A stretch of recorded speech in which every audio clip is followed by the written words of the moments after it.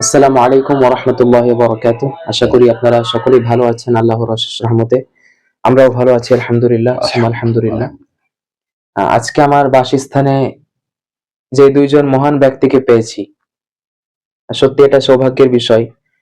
একজন তো খুবই কাছের মানুষ, হযরত মাওলানা বদরুল আলম সাহেব।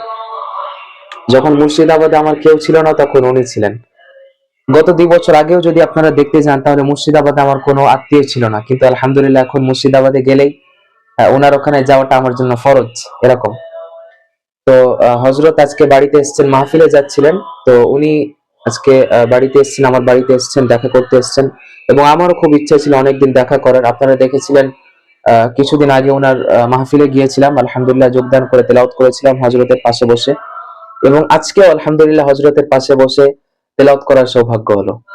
তো হযরতের কাছে খাস করে দোয়া চাইবো যেন মহান আল্লাহ রাব্বুল আলামিন ঈমানের সাথে টিকিয়ে রাখে এবং সারা পৃথিবীতে কোরআনের খিদমত করার তৌফিক দান করুন মহান আল্লাহ। এবং মক্কার মতো এবং মদিনার মসজিদে নববীর মতো জায়গাতে ইমামতি করার মাধ্যমে মুসলিম জাতির খিদমত করার তৌফিক দান করুন। আমিন আমিন আমিন।